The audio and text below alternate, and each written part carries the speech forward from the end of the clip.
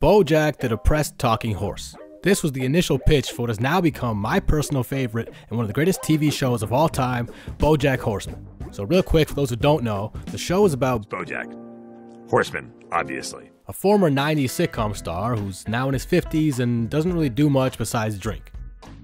Throughout the show, we follow his struggle with depression, trying to find his meaning in life, and we witness how his negative behavior affects himself and those around him. Now, if that doesn't sound like the synopsis to your typical funny cartoon, it's because it's not. It's a very distinct and unique show. I think you should watch it, and here are some reasons why.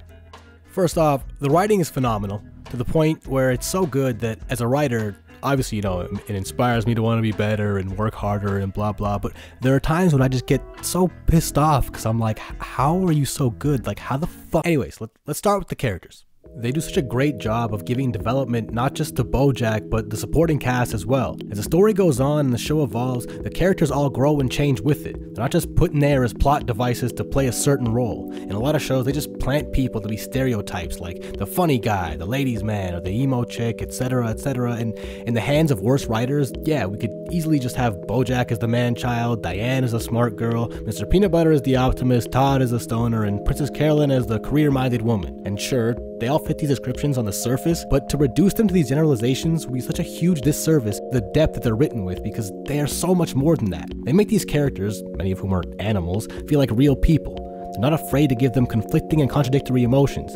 The show in general doesn't follow a formula and try to wrap things up in a neat sitcom bow. They allow things to be left ambiguous, uncomfortable, and uncertain because that's what life is. And I know that all sounds bleak and depressing, but trust me, they always give you a little glimmer of hope among all that darkness. And that brings me to the story itself, which, just like its characters, is very deep and complex. It is a really funny show, yeah, but the nature of its themes are heavy and emotional, so for every moment like this... Say when. When? Or this... You are going out with you. Uh-huh. But in a sexual way, not just as friends. That's right. You have seen her naked. Many times, yes. You are attracted to this. Yes. This penis has been inside this vagina. Yep. But in a sexual way. Oh, yes. Oh, my God. We get moments like this. Now, sometimes I feel like I was born with a leak. And any goodness I started with just slowly spilled out of me, and now it's all gone. And I'll never get it back in me. It's too late. And many more heavy and depressing ones that I'm not going to spoil here, but the way they weave between these different moods is practically seamless. The range of their talent is the most impressive thing to me. They can go from a dialogue-free episode to a 20-minute monologue without missing a beat. Like I said, the show is not formulaic. They're always using different storytelling techniques to keep things fresh, and they do it in a way that doesn't feel jarring. Every season has its own distinct theme and feel, but the show as a whole plays out so cohesively, you're never left wondering how you got where you are. Now, this definitely starts with the writing, but the animation team and the actors do just as good of a job bringing this world to life. We get wonderful voice acting from Aaron Paul, Alison Brie, and the rest of the cast, but Will Arnett in particular as BoJack gives such a nuanced and diverse performance that's equal parts hilarious and tragic, and I can't praise it enough. And finally, we have animal puns and background humor galore. They take full advantage of the humanoid animal characters, giving them little quirks that result in really funny moments like these. Someone's at the door!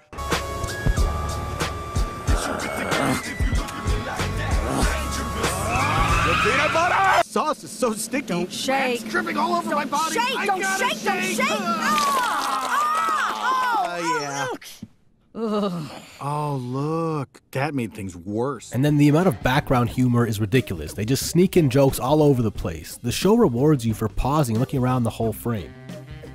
I'd say there's enough in there to warrant at least one rewatch to catch them all. Here are some of my favorites. So Mr. Peanut Butter always gets banners and stuff for events, and he leaves the company little instructions, and they always end up putting the instruction on the banner. So for example, happy birthday Diane, and use a pretty font. Or I had a ball at Diane's 35th birthday, an underlined ball, I don't know why this is so hard. And he keeps going back to the same company every time, and it's amazing.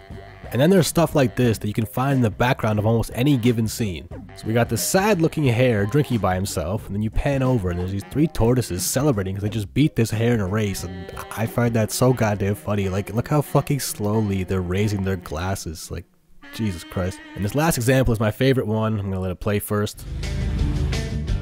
Stella! Stella! Corona Light. Now, the amount of layers behind this joke is insane. First of all, it's a 50s style diner. Marlon Brando was a huge star in the 50s. I could have been a contender. And the bartender is literally a Marlin named Brando. In the movie A Streetcar Named Desire, we get Brando shouting, "Hey, Stella!" So when the bartender hands out drinks, he yells, Stella! Stella! Corona Light. Yeah. And what's really amazing here is that it's not necessary at all. Like, they could have easily just had an establishing shot of the diner and continued from there, but instead, they chose to put this much effort into a joke that most of the audience probably won't even get. And it's that kind of care that makes BoJack Horseman so special. It's a beautifully written, brutally honest show, it's my personal favorite, and I think you should watch it.